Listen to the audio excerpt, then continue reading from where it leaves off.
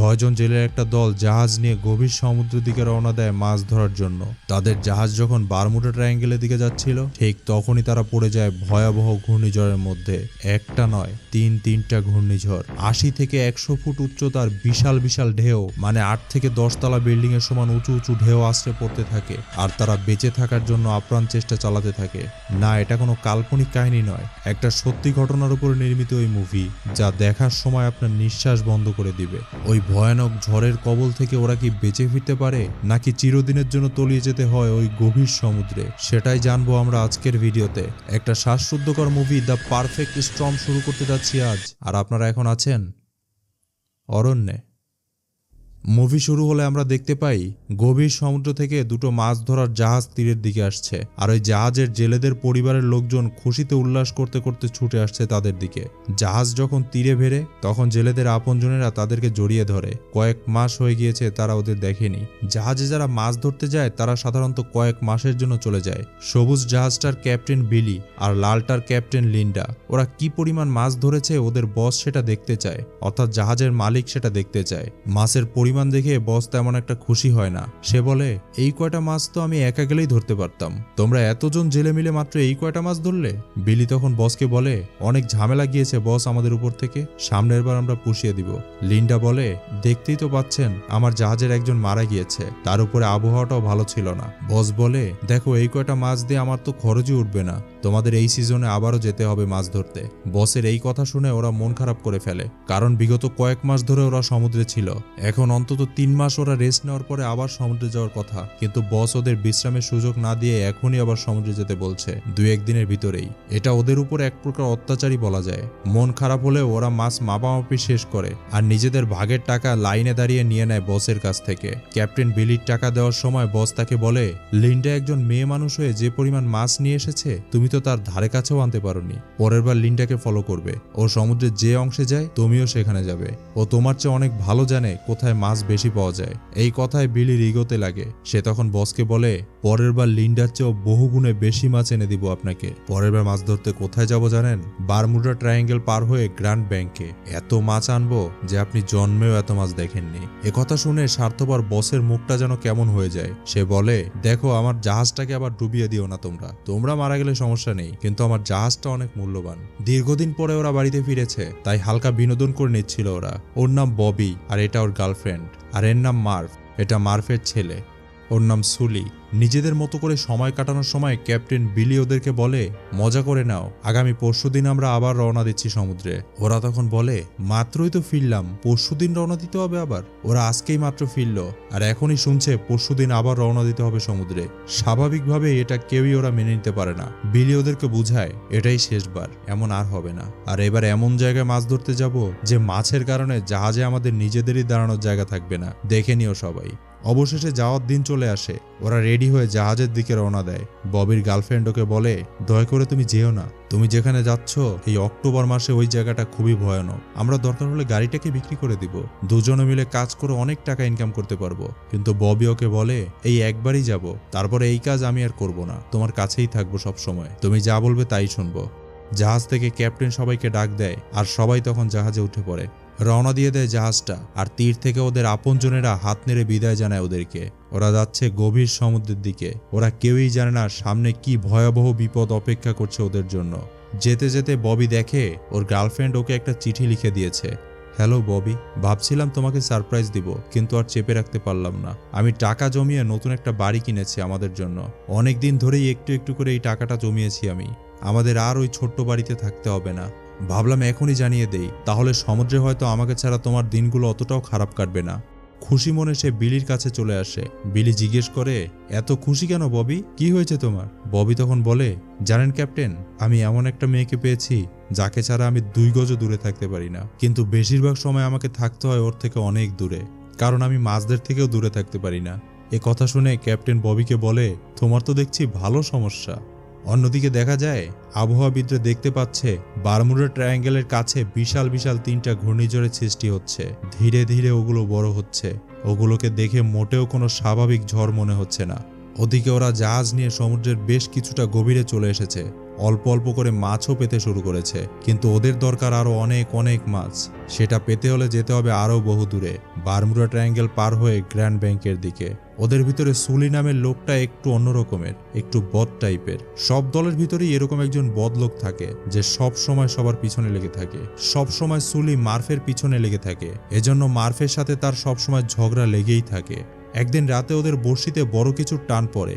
ওরা বুঝতে পারে বিশাল কোনো মাছ ধরা পড়েছে। সবাই মিলে টেনে ওটাকে উপরে উঠায় আর দেখতে পায় ওটা একটা ভয়ঙ্কর হাঙর। হাঙরটা তখন কামড় বসিয়ে দেয় ববির পায়ে। সবাই মিলে আপ্রাণ চেষ্টা চালাচ্ছিল ওটাকে ছুটানোর জন্য, কিন্তু সবাই যখন ব্যর্থ হয়ে যায় তখন বিলি একটা বন্দুক নিয়ে এসে ওটার মাথায় গুলি করে দেয়। আর এরপরে ববি পাটাকে বের করতে পারে। দেখা যায় ওর পায়ে বেশ ভালো রকম জখম হয়েছে। অন্যদিকে একটা প্লেন বারমুডা ট্রায়াঙ্গেল পার হওয়ার সময় ওই ভয়ানক ঝড়ের কবলে পড়ে যায় আর নিখোঁজ হয়ে যায়।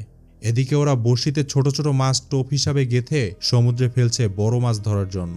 ওরা এখন যেখানে রয়েছে সেখানে ঝড় না হলেও বৃষ্টি হচ্ছে সমানে। একটা বড় বড়শি মার্ফের হাতে ধরা ছিল, আর হঠাৎই ওটায় টান লেগে যায়। মার্ফের হাতের ভিতরে ঢুকে যায় বড়শিটা আর টেনে তাকে ফেলে দেয় সমুদ্রে। ওরা তখনও খেয়ালই করেনি যে মার্ফ পানিতে পড়ে গিয়েছে। তখনই প্রথমেই সুলি পানিতে লাফিয়ে পড়ে, আর এরপরে ববিও লাফিয়ে পড়ে পানিতে। বড়শির রশিটা ধরে ধরে ওরা মার্ফের দিকে এগোচ্ছে, আর মার্ফও দূরে সরে যাচ্ছে। একটা সময় পরে মার্ফ আর নিঃশ্বাস ধরে রাখতে পারে না, তার নাক মুখ দিয়ে পানি ঢুকে যায় আর তার নিঃশ্বাস বন্ধ হয়ে যায়। সুলি আর ববি ওকে খুঁজে পায় আর দ্রুততার সাথে ওকে ধরে পানির উপরে নিয়ে আসে। অন্যরা রশি ফেলে ওদেরকে টেনে উপরে উঠায়। ওরা বুঝতে পারে না মার্ফ বেঁচে আছে নাকি মারা গিয়েছে। নিঃশ্বাস প্রশ্বাস তার আর চলছে না, তবুও তার বুকে চাপ দিয়ে নিঃশ্বাস ফেরানোর চেষ্টা করে বিলি। এক সময় পরে মার্ফের মুখ থেকে পানি বের হয়ে যায় আর সে নিঃশ্বাস নিতে শুরু করে। এ যাত্রায় সে বেঁচে গেল। বিলির কাছ থেকে টিটানাস নেওয়ার সময় ও জানতে পারে সুলি আর ববি ওকে বাঁচিয়েছে, আর পানিতে প্রথমেই যে ঝাঁপিয়ে পড়েছে সেটা সুলি। এটা শোনার পরে ওর যেন বিশ্বাসই হচ্ছিল না যে সব সময় ওর পিছনে লেগে থাকে আর ওর সাথে ঝগড়া করে সেই ওকে বাঁচানোর জন্য প্রথমেই লাফিয়ে পড়েছে। তখনই ও বুঝতে পারে সব সময় পিছনে লেগে থাকলে আর ঝগড়া করলেই সবচেয়ে বড় শত্রু হবে এমন কোনো কথা নেই। বিপদে যে সেই প্রথমে ঝাঁপিয়ে পড়ে এটা তো আজই প্রমাণ হয়ে গেল। ববি আর সুলির কাছে গিয়ে তাদেরকে ধন্যবাদ জানায় মার্ফ। সুলি তখন বলে, আমি পানিতে পড়ে গেলে তুমিও লাফিয়ে পড়ো, জাহাজে বসে থেকো না কিন্তু। অন্যদিকে দেখা যায় কয়েকজন লোক একটা লিলিপুট নৌকা নিয়ে সমুদ্রে এসেছিল ঘুরতে, আর ওরা তখন পড়ে যায় ওই ঝড়ের কবলে। আনন্দ ভ্রমণে এসে এখন ওরা কোনো মতে জীবন বাঁচাতে পারলেই যেন খুশি। এদিকে ক্যাপ্টেন বিলির জাহাজ যেখানে রয়েছে সেখানে তারা তেমন আশানুরূপ মাছ পাচ্ছে না, তাই তারা সিদ্ধান্ত নিয়েছে ফ্লামিশ ক্যাপের দিকে যাবে, অর্থাৎ যেখানে সেই ভয়ঙ্কর ঝড় হচ্ছে সেদিকে। ওখানে যাওয়ার সময় ক্যাপ্টেন লিন্ডা রেডিওর মাধ্যমে যোগাযোগ করে বিলির সাথে। সে তখন বিলিকে বলে, ভুলেও ফ্লামিশ ক্যাপের দিকে যেও না, জীবন নিয়ে ফিরে আসতে পারবে না। বিলি লিন্ডাকে জানায়, বাঁচামরও পরের কথা, আগে আমাকে প্রচুর মাছ ধরতে হবে। প্রেস্টিজের ব্যাপার হয়ে দাঁড়িয়েছে। লিন্ডার বারণ সত্ত্বেও ওরা ওদিকেই যেতে থাকে। যাওয়ার পথেই তারা প্রচুর মাছ পেতে শুরু করে। আনন্দে তারা আত্মহারা হয়ে পড়ে। কিসের ঝড় কিসের কি, আগে মাছ ধরতে হবে, এটা ভেবেই তারা আরো সামনে আগায় সেই ভয়ঙ্কর ঝড়ের দিকে। অন্যদিকে ট্যুরিস্টদের সেই লিলিপুট নৌকাটা ঝড়ের আঘাতে সমুদ্রে উল্টে পড়ে আর তারা সবাই পড়ে যায় পানিতে। তাদের উদ্ধার করতে আসে একটা হেলিকপ্টার, কোনো মতে তাদেরকে উদ্ধার করে একটা জাহাজে তুলে দেয়। পরের দিন ওরা যখন আবার মাছ ধরছিল তখনও তারা প্রচুর মাছ পাচ্ছিল, কিন্তু তখন ওদের মধ্যে থেকে একজন বিলিকে জানায় বরফ তৈরির মেশিনটা নষ্ট হয়ে গিয়েছে, তাই আর বরফ তৈরি হচ্ছে না। যেহেতু বরফ তৈরি করা যাবে না তাই আর মাছ ধরে লাভ নেই, কারণ মাছ সব নষ্ট হয়ে যাবে। যেই মাছ তারা ধরতে পেরেছে যত দ্রুত সম্ভব তাদের কাছে যেই মাছ আছে এই মাছ নিয়ে বাড়িতে পৌঁছাতে হবে, তা না হলে এগুলো নষ্ট হয়ে যাবে। ওরা তখন বাড়ির দিকে রওনা দিয়ে দেয়, আর তখনই ওদের উপরে আঘাত হানে সেই ভয়ঙ্কর ঝড়টা। ওরা ওটাকে সাধারণ ঝড় মনে করে তেমন একটা পাত্তা দেয় না। লিন্ডা আবার তখন রেডিওর মাধ্যমে বিলির সাথে যোগাযোগ করে। লিন্ডা তখন জানতে পারে ওরা পশ্চিম দিকে যাচ্ছে। তখনই সে বিলিকে বলে, ভুলেও পশ্চিম দিকে যেও না, ঝড়টা দিক পরিবর্তন করেছে আর ওদিকেই যাচ্ছে, বেঘরে মারা পড়বে। যদি বাঁচতে চাও অন্যদিকে ঘুরে যাও। ঝড়ের আঘাতের কারণে তাদের অ্যান্টিনাটা ভেঙে গিয়েছিল, তাই নেটওয়ার্কের সমস্যার কারণে তারা ঠিকমতো কথাও শুনতে পাচ্ছিল না, আর এজন্য লিন্ডার কথাটা ঠিকমতো শুনতে পায়নি। লিন্ডা তখন উদ্ধারকারী দলকে বিলিদের অবস্থান জানায় আর সাহায্য পাঠাতে বলে। ওদের উদ্ধার করতে আসে একটা হেলিকপ্টার, ফ্ল্যাশ লাইট দিয়ে অনেক খোঁজাখুঁজি করে, কিন্তু কোথাও ওদেরকে খুঁজে পায় না। একসময় হেলিকপ্টারটা এই ভয়ঙ্কর ঝড়ে তাল সামলাতে না পেরে পানিতে পড়ে যায়। অন্যদিকে বিলিদের জাহাজ ঝড়ের কবলে পড়ে বেহাল অবস্থা হয়ে যায়। উত্তাল সমুদ্রে ঢেউয়ের কারণে তাদের জাহাজটা এখন ডোবে তো তখন ডোবে এমন অবস্থা। পানির শক্তিশালী আঘাতের কারণে তাদের দরজা জানলা সব ভেঙে যায়। পানির ঝাপটা থেকে বাঁচার জন্য তারা আপ্রাণ চেষ্টা চালিয়ে যাচ্ছে। রিজার্ভে থাকা দরজাগুলো তারা লাগানোর চেষ্টা করে, কিন্তু ভাগ্য ওদের সাথে নেই। দরজাগুলো এক এক করে উড়ে চলে যায় সমুদ্রের মাঝখানে। একসময় জাহাজ থেকে পড়ে যায় একজন, বহু কষ্টে তাকে উপরে ওঠায় বাকিরা।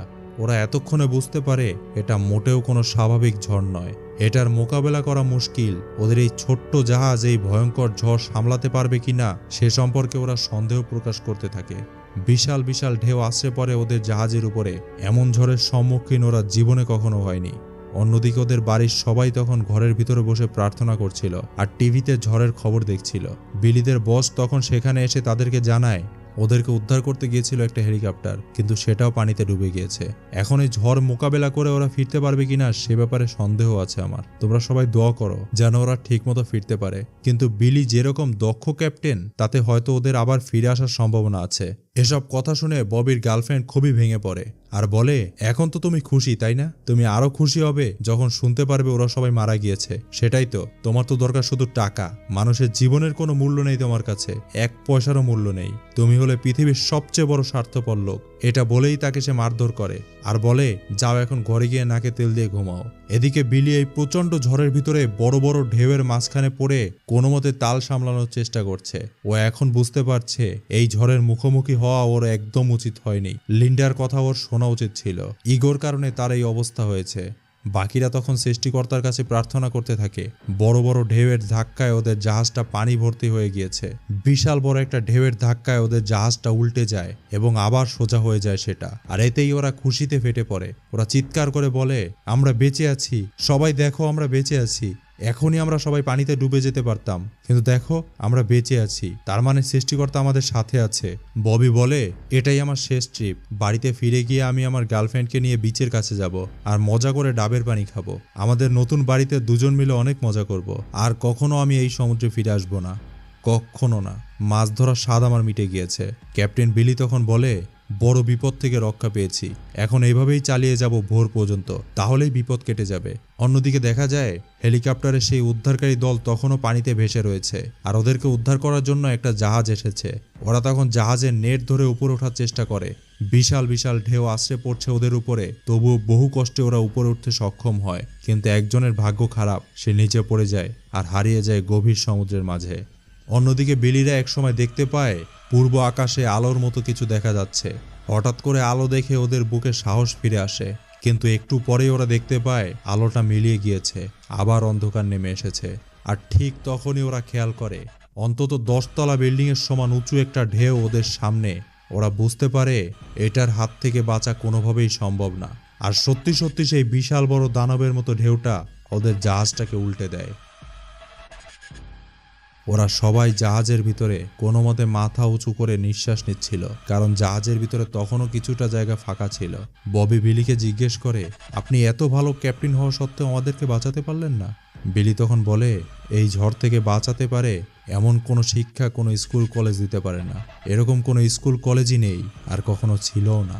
মার্ফি শেষ নিঃশ্বাস ফেলার আগে শুধু একবার বলে, আমাকে ছাড়া এই পৃথিবীটা আমার ছেলের জন্য খুবই কষ্টকর হবে। আহারে।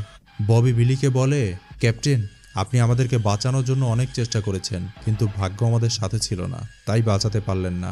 বিলি আর ববির সামনে ছিল, তাই ওরা চাইলেই জাহাজ থেকে বাইরে বের হতে পারে। বিলি ববিকে বলে, চলো বের হওয়া যাক এখান থেকে। এটা বলেই ববিকে সে বের করে দেয় আর নিজে রয়ে যায় জাহাজের ভিতরে। এতগুলো মানুষ তার কারণে ডুবে গিয়েছে, সে কোনোভাবেই এই জাহাজ ছেড়ে বের হতে চায় না। একসময় বাকি 5 জনকে নিয়ে সমুদ্রে তলিয়ে যায় জাহাজটা, আর ববি সমুদ্রের উপরে মাথা ভাসায়। বিশাল বিশাল ঢেউ আসছে পড়ছে তার উপরে। সে তখন তার গার্লফ্রেন্ডকে উদ্দেশ্য করে বলে, তুমি কি শুনতে পাচ্ছ আমাকে? জানো আমি তোমাকে কতটা ভালোবাসি? তুমি কখনোই জানতে পারবে না সেটা। না, আমি তোমাকে গুড বাই জানাবো না। তোমার জন্য আমার তরফ থেকে শুধু ভালোবাসাই রইল, অফুরন্ত ভালোবাসা। এবং এক সময় ববি এই বিশাল ঢেউ সামলাতে না পেরে পানিতে তলিয়ে যায়, আর আমরা দেখতে থাকি সুবিশাল সমুদ্রের মাঝে একের পর এক দানবাকৃতির ঢেউ খেলা করছে। এরপরে 1 সপ্তাহ ধরে ওদেরকে খোঁজাখুঁজি করে উদ্ধারকারী হেলিকপ্টার, কিন্তু একজন জীবিত মানুষকে ওরা খুঁজে পায় না। চার্চে ওদের জন্য প্রার্থনা করা হয়। মৃত জেলেদের আত্মীয় স্বজনও তখন ওখানে ছিল। তখন এটাও দেখা যায় যেসব জেলেরা ঝড়ের আঘাতে বিভিন্ন সময় পানিতে ডুবে প্রাণ হারিয়েছে, তাদের একটা তালিকা ওই চার্চে রয়েছে। আর সর্বশেষে রয়েছে 1991 সালে ওরা 6 জন। নিজের পরিবারকে একটু ভালো রাখার জন্য নিজের জীবনের ঝুঁকি নিয়ে এভাবেই জেলেরা সমুদ্রে যায় মাছ ধরার জন্য, আর ঝড়ের কবলে পড়ে এভাবেই সমুদ্রের গভীরে হারিয়ে যায়। মুভিটা এখানেই শেষ হয়ে যায়। এই মুভিটা যদি আপনাদের একটুও ভালো লেগে থাকে তাহলে কমেন্ট করে আমাদের সেটা জানাবেন। সামনে কি ধরনের মুভির এক্সপ্লেনেশন চান সেটাও কমেন্ট করে জানাবেন। আমাদের ভিডিও সবার আগে পেতে হলে অরণ্য চ্যানেলটি সাবস্ক্রাইব করে রাখতে পারেন। কথা হচ্ছে তাহলে সামনের ভিডিওতে। ততক্ষণ অবধি সবাই ভালো থাকবেন, সুস্থ থাকবেন। এতক্ষণ আমাদের সাথে থাকার জন্য আপনাদের অসংখ্য ধন্যবাদ।